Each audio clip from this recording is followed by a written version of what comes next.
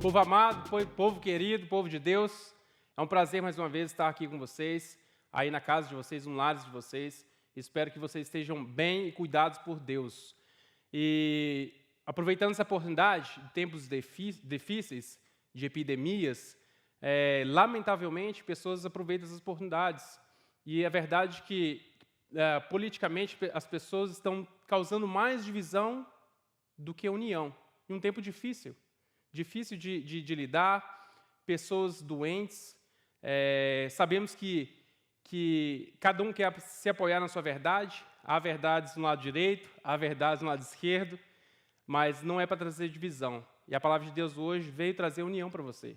Que Deus possa abençoar a sua vida grandemente. E a palavra de Deus hoje nos ensina no livro de Josué. Josué é alguém tremendamente usado por Deus, discípulos de Moisés. Josué foi um dos poucos que entraram na terra prometida. Na verdade, foram só dois, Josué e Caleb, homens de Deus, crentes de verdade, conseguiram, com as dificuldades, com as coisas que Deus colocou para eles, eles enfrentaram. Um dos primeiros desafios foi logo Jericó. Não sei se você já escutou a história bíblica de Jericó, da cidade de Jericó. Você pode ir lá, Josué capítulo 1, você pode ver na sua casa. Nós não vamos passar por essa história hoje. Mas um dos primeiros desafios foram esses, e eles, aquele desafio, aquele gigante, aquela cidade imensa diante deles, eles conseguiram derrubar aquela muralha quase impossível, impenetrável, mas eles conseguiram com a ajuda do Senhor. E o Senhor deu algumas dicas para eles, o que eles deveriam fazer, o que eles deveriam, como conduzir o povo, e assim foi. Esse foi um dos primeiros desafios. E já, mais para frente, eles teve um outro povo, a cidade de Ai. Eles teve que mais um desafio com o povo de Deus para superar as dificuldades que vinham pela frente, para dominar toda a terra prometida para eles. Mas antes de a gente começar a história, eu queria orar com vocês também, vocês nas suas casas aí, pode orar comigo, para a gente entrar dentro da história que vai abençoar a sua vida. Amém? Pai amado, Deus querido, muito obrigado, Senhor, pela oportunidade mais uma vez. Papai, nós pedimos a Ti, o Teu Santo Espírito, que nos dê entendimento na Tua palavra. Nos ajude, Senhor, a superar as dificuldades, nos ajude a escolher o lado certo, nos ajude, Espírito Santo, a entender o Teu querer para nossas vidas. É em nome do Senhor Jesus Cristo, o nosso Salvador. Amém. No verso 1, começa assim, do capítulo 7, pode acompanhar a Bíblia de vocês aí e aqui na tela também. Mas os israelitas foram infiéis com relação às coisas consagradas.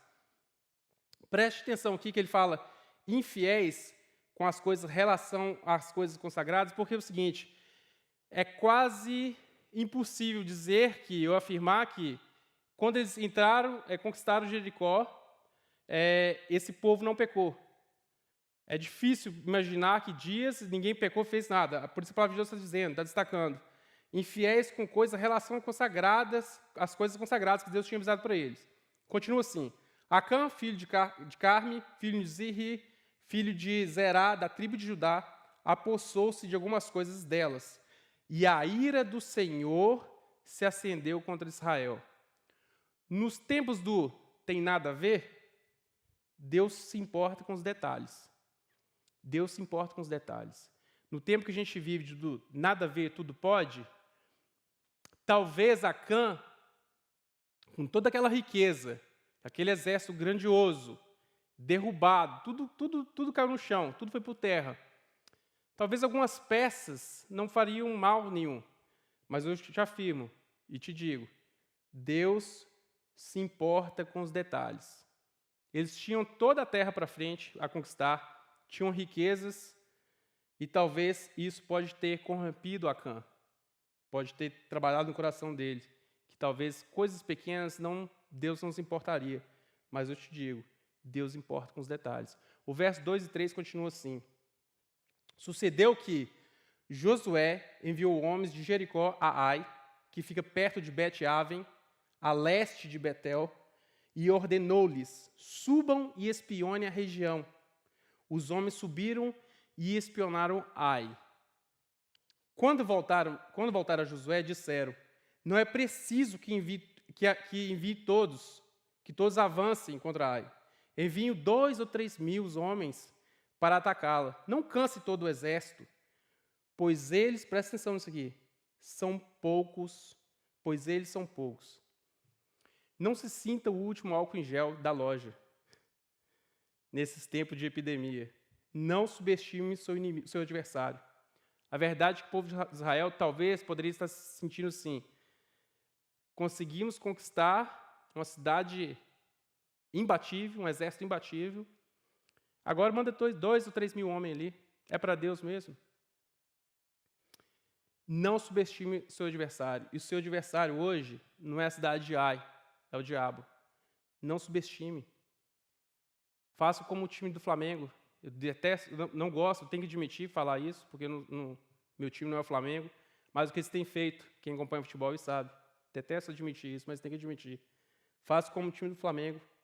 Entre com o melhor em todos os jogos, em todas as competições, em tudo que você for fazer na sua vida. Faça o melhor para Deus. Não dá mole, não. Não dá mole para o diabo, não. Faça o melhor para Deus. Entra com vontade. Põe os melhores. Por que eu estou dizendo isso? Porque não vai ter tempo de fazer isso aqui hoje, mas na sua casa aí, pega a sua Bíblia, vá para o capítulo 8. Eles atacaram, essa cidade só tinha 12 mil homens. Eles atacaram depois, aqui eles enviaram 3 mil. Eles atacaram com 30 mil. Sabemos que a história vai ter um final feliz, porque Deus é misericordioso. Mas eles entram com 30 mil homens depois. Por que agora eles mandaram 3 mil? Uma dica para você. Pare com isso, faça o melhor para Deus. No seu trabalho, no seu dia a dia, no seu ministério, que às vezes, crente, incluindo eu, viu? Vai vir gente pregar de fora, alguém importante, a gente quer fazer algo diferente, porque está vindo alguém, ou vai receber alguém melhor na sua casa, de um nome maior, de uma certa importância. Faz isso não. Sempre melhor para Deus, sempre. Faça o melhor para Deus. Mas no caso deles, não adiantaria muito fazer o melhor para Deus, porque eles pecaram contra o Senhor. Por isso, cerca de 3 mil homens atacaram a cidade, mas os homens de Ai os puseram em fuga, chegando a matar 36 deles. Eles perseguiram os israelitas desde a porta da cidade até Sebarim e os feriram na descida. Diante disso, o povo desanimou-se completamente. Tomou um couro, taca, 36 morreram. A derrota traz desânimo. A derrota traz desânimo. Eu venho do meu meio esportivo, eu treinava, posso dizer, um ex-atleta, tanto tempo já que eu não estou em competição, em área de competição. É verdade que a gente tinha um processo de treinamento duro, muito, muito rigoroso, e às vezes passava meses treinando para chegar numa conquista, chegar em uma competição, e chegava lá, tomava um couro, tomava taca, como diz o mineiro, né? Sou de Minas.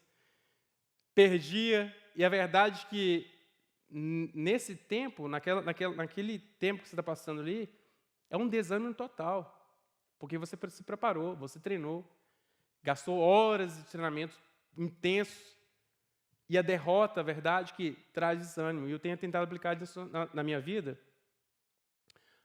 ligando a minha área esportiva com a minha vida com Deus. A verdade é essa, que o pecado faz isso. O pecado faz isso conosco. O pecado é sinal de derrota, mas tem solução para isso. Não desliga não, fica até o final. Tem solução para isso. A derrota traz desânimo. Mas aí o que acontece? Adiante, Josué se derrama diante de Deus.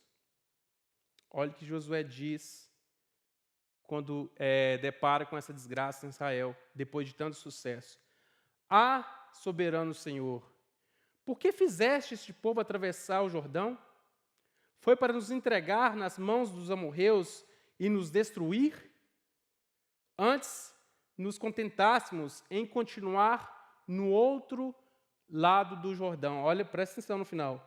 Antes, nos contentássemos em continuar no outro lado do Jordão.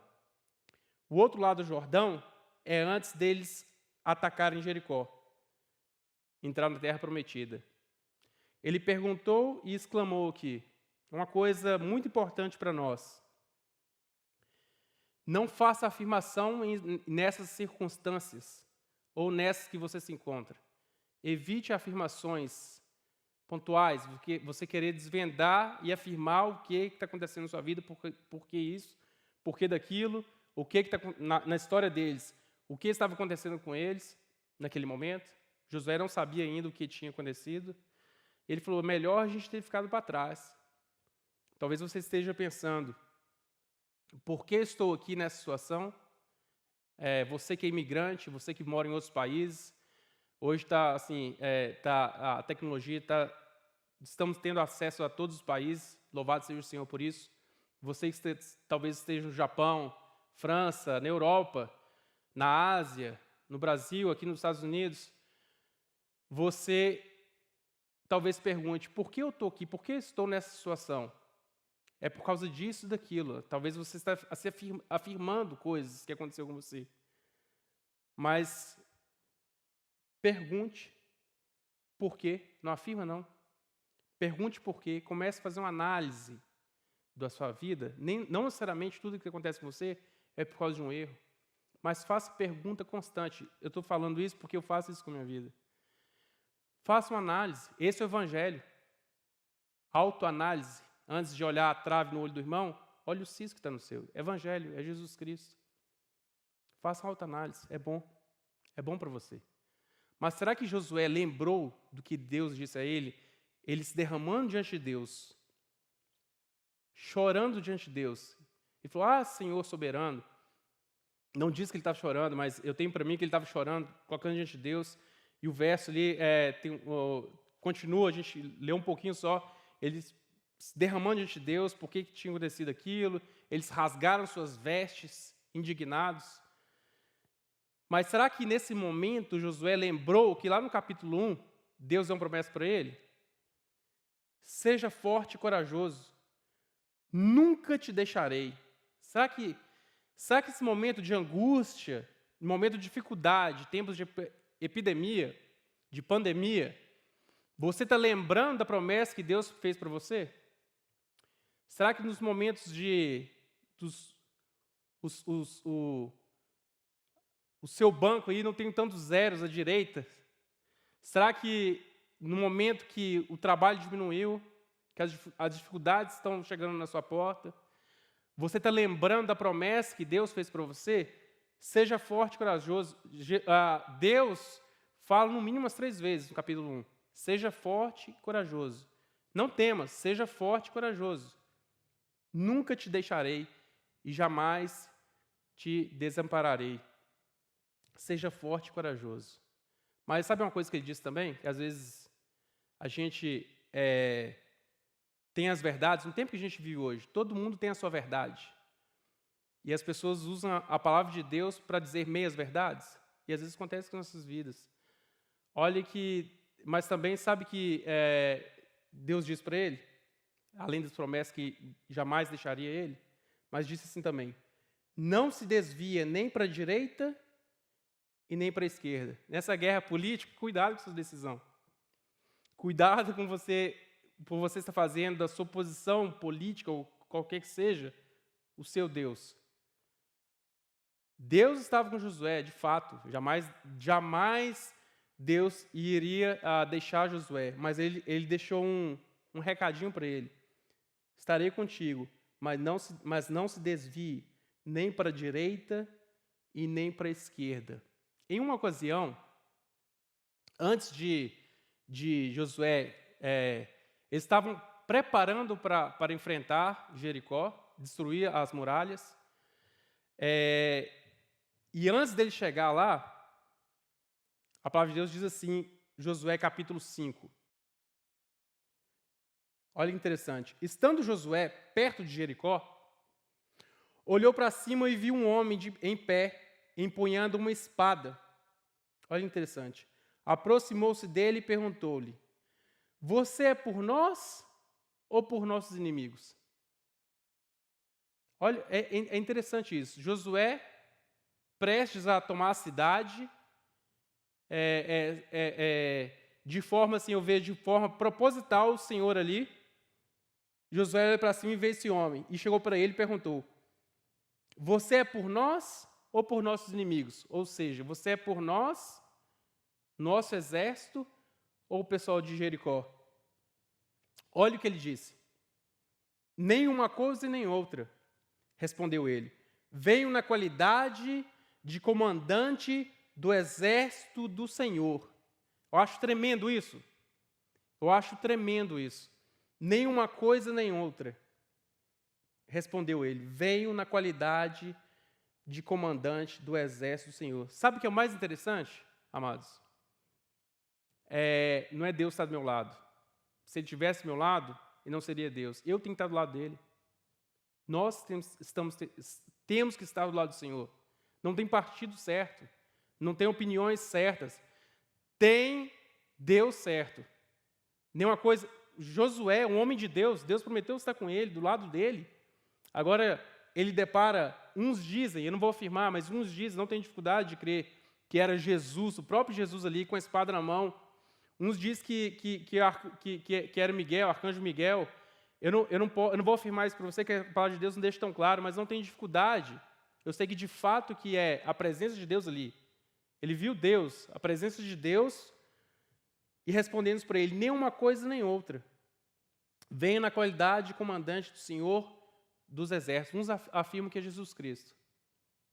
Jesus apareceu para ele ali com a espada na mão. Comandante do exército do Senhor. Tremendo isso. De que lado você está? Verso 15 continua. O comandante do exército do Senhor respondeu: tire as sandálias dos pés, pois o lugar em que você está é santo. E Josué as tirou. Deus não tem partido, ele é o centro. De que lado você está? Escolha o lado certo. Não vão atrás de verdades. A verdade é a palavra de Deus. Escolha o lado certo. De que lado você está? Verso 10, Deus responde a Josué. Depois Josué, lembra no capítulo 7, ele estava chorando diante de Deus e desabafando com o Senhor e perguntando por que era melhor ter ficado do outro lado do Jordão. Verso 10, do capítulo 7, Deus responde para ele com uma pergunta. O Senhor disse a Josué: levante-se, por que está aí prostrado? Eu não sei vocês, quando eu leio isso aqui, eu me vejo falando com meus filhos, e é assim que eu sinto Deus falando comigo. Às vezes em situações que talvez eu estou tentando não enxergar, ou coisas minhas mesmo, pessoais, eu estou, Senhor, por que isso? Por que? Ei, levanta aí. Não é assim que você que, os papais aí assistindo, às vezes a gente fala dos nossos filhos. Será que o Senhor não poderia ser mais carinhoso? Olhe como é que o Senhor trata Josué, um homem escolhido para ele, para liderar a igreja dele. O Senhor disse a Josué: levante-se. Por que está aí prostrado? Depois de Josué desabafar, talvez falar coisas que não deveria. E eu penso também, mas Josué não pecou? O que Josué fez? Por causa de um homem? Estava comprometendo o ministério? O que aconteceu? Levante-se, porque está aí prostrado. Israel parou. Israel pecou. A verdade é que quando pecamos, a gente para. A igreja parou. Israel pecou. O propósito de Deus para um pouco na sua vida.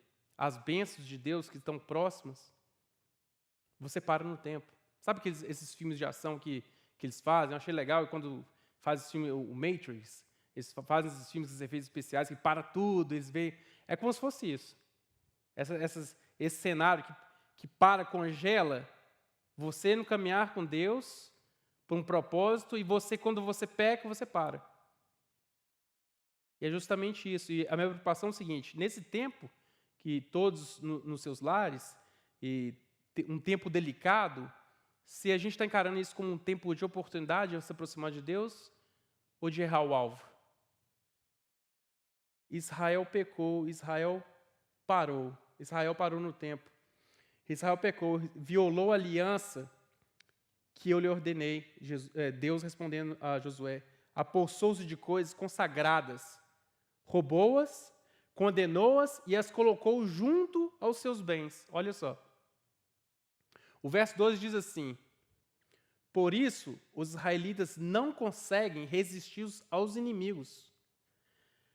Fogem deles porque se tornaram merecedores da sua destruição. Uau! Não estarei mais com vocês se não destruírem por meio de vocês o que foi consagrado à destruição. A verdade é que, quando Acã pegou as coisas, Deus ordenou para eles. Uma das coisas que o Senhor ordenou foi isso. Não toque em nada as coisas consagradas à destruição. As coisas consagradas para o templo. Não toque em nada. E eu falei no início dos detalhes. Talvez Acã, ninguém era inocente, todos sabiam. Ele não quis dar atenção para os detalhes. E assim, Israel não podia resistir aos seus inimigos. E parou. Então, Deus diz para Josué, não estarei mais com vocês se não destruírem do meio de você o que foi consagrado à destruição. Tinha algo específico escondido. Como eu disse no início também, era impossível o povo de Deus estar ali sem ter pegado, sem ter vacilado, sem pecar nenhum minuto, sem passar um dia sem pecar. Mas é algo específico que Deus está virado contra eles. De que lado você está? Acã escolheu o lado errado.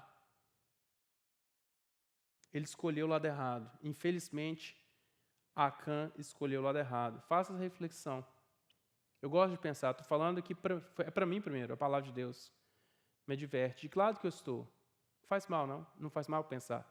Não é cobrado. De que lado que eu estou? Todo lado do Senhor? Eu estou tomando as verdades que tem por aí no mundo como conhecimento para a minha vida? Ou estou escolhendo o lado certo? De que lado você está? Deus disse para Josué, Acã e sua para destruir de todas as coisas. E Acã e sua família são condenados à morte. Deus disse para destruir todas as coisas. Corta meu coração quando eu leio esse texto. Vocês podem ler aí todo o capítulo 7. Acã e sua família, a família dele, são condenados à morte. E às vezes já aconteceu de eu me ver pensando assim, será que Deus não foi duro demais, não? A família de Acã, por que isso? Será que não deu oportunidade de Acã se arrepender e pedir perdão? A verdade é que nós não lemos aí, mas podem ler na casa de vocês aí, onde vocês estiverem, que Deus mandou chamar um por um. Acã sabia, o pau estava quebrando, o povo apanhou, 36 morreram, 36 pessoas, soldados morreram, e ninguém falou nada. Deus sabia que tinha algo específico. Acã e sua família são condenados à morte. Há algum tempo eu já me perguntei, Deus mudou? Algum tempo eu já me perguntei, Deus mudou? Será que Deus mudou? Será que os pensamentos que algumas pessoas têm erroneamente da palavra de Deus é o Deus da graça, é o Deus do amor, de fato é o Deus do amor, o Deus que traz salvação, é um Deus misericordioso, mas será que Deus mudou? O pensamento, será que Deus não pegou duro demais, não foi duro, rigoroso demais com a família de Acã? Sabe uma coisa interessante a gente pensar nisso? Porque tem pessoas que creem sim, que Deus mudou. Deus mudou, Deus não mudou. Deus sempre quis seu povo por perto, Deus sempre amou, Deus sempre agiu com misericórdia. Pensando assim, se assim é certo um justo morrer por um injusto? Deus não mudou nada não, Deus não mudou. É porque alguém pagou o preço, Jesus pagou o preço. O preço de Acã, o meu preço, a condenação que tinha para mim. Talvez no lugar de Acã, talvez eu poderia experimentar isso. tomar coisas que estavam consagradas à destruição, mas aqui é só um pouquinho mesmo, ninguém vai ver, ninguém está percebendo, vou colocar aqui debaixo da minha tenda. E é isso que ele disse, daí para frente nós vamos ver. Deus não mudou, o Deus de graça não mudou. A verdade, se você pensa nisso daí, se Deus mudou, ele ficou mais rigoroso, porque um justo pagou por os injustos. Um justo morreu para que não houvesse mais massacre. Não houvesse mais condenação. A palavra de Deus fala que nenhuma condenação há para os santos de Deus, para os que creem em Senhor Jesus Cristo. Romanos 8:1. Nenhuma condenação há para os que estão em Cristo Jesus, que não vivem segundo a carne. Não há condenação mais. Jesus pagou o preço. E Acã contou a Josué o que ele tinha pego. Diz assim: 2,4 kg de prata, 1 barra de ouro e 600 gramas. Eu as cobicei e me apossei deles. Então estão escondidos no chão da minha tenda, com a prata por baixo. Ou seja, ele falou assim, está bem assim, sabe? Escondidinho, onde ninguém vê. Eu os cobicei. Ele pecou antes de pegar. Ele cobiçou. No coração dele, ele pecou. Ele teve intenção de pegar. Sabe uma coisa que eu penso para a minha vida? E espero que seja o bênção para a sua vida, e você entenda isso, que podem ter coisas debaixo do seu tapete, escondidas. Mas eu vou falar uma coisa para você. Largue coisas que te prendem, porque Deus tem coisas maiores para você. Largue essas coisas que estão debaixo do tapete, como eu já fiz, e traga para fora, porque não há condenação mais não. Deus não mudou, Jesus pagou por você. Jesus pagou. Traga para fora. Não deixa guardar isso não, porque você vai parar no tempo. Tira para fora as coisas que te prendem, porque Deus tem coisas maiores. Faz assim, está doendo demais? Deixe ir. Jesus já pagou. Não há condenação. A vitória é sua. Jesus pagou o preço, está na cruz.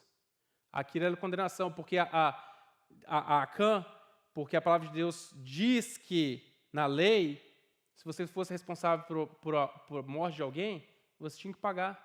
E ele foi responsável por 36. Talvez isso já foi um dia, mas o Senhor já pagou por você os seus pecados. O Senhor já pagou tudo, toda a dívida, todo o débito foi pagado na cruz. Não se deixe perder por essas coisas que talvez você está escondendo na sua mente, no seu coração. A palavra de Deus já diz para nós: nenhuma condenação há para os que estão em Cristo Jesus. Jesus pagou tudo.